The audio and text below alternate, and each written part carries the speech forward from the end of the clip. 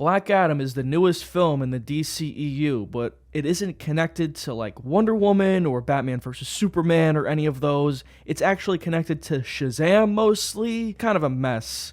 So where would I rank this compared to the other DC movies? I don't know, does it matter? It wasn't very good regardless of where I'd rank it. It's better than Batman v Superman. So to start with the lead character himself, Black Adam, I don't know much about him. Dwayne Johnson was lined up to play this role for 15 years. I like Dwayne Johnson. He can be a very charismatic actor in certain roles. But one of my main gripes with this film is they don't utilize Dwayne Johnson's charisma really. For a large duration of Black Adam, he acts stoic, and sometimes he's sarcastic, which he's not really good at that. At one point, one of the characters even has to point out if he's being sarcastic. I was craving more levity in this film, especially since I've read comments from DC fans saying that this movie was loads of fun. Fans of these kinds of movies tend to be hyperbolic, but a lot of this film is dreary and dull. It reminded me of the Zack Snyder DC movies, maybe not as dark and dreary as those, but just a notch above that, really. This movie lacks any color.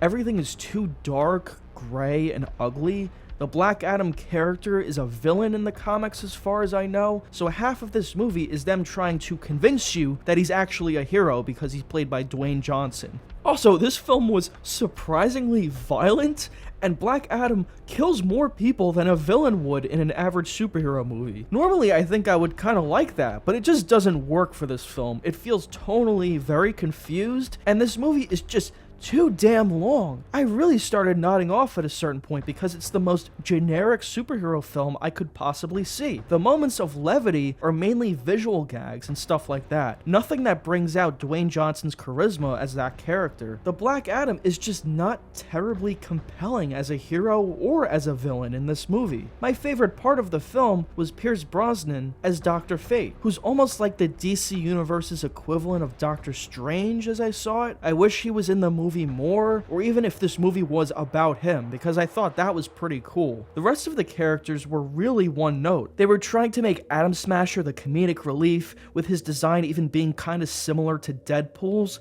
but he just wasn't funny. Aside from a couple of moments of levity, like I said, most of this film suffers from the same problems as many of the bad DC movies, in that it's just too brooding, too self-serious, and too long. I was craving more color and a less serious tone, but for those thinking this is the future of DC surpassing Marvel Studios, you're going to have to wait a bit longer, because this film did absolutely nothing to wow me.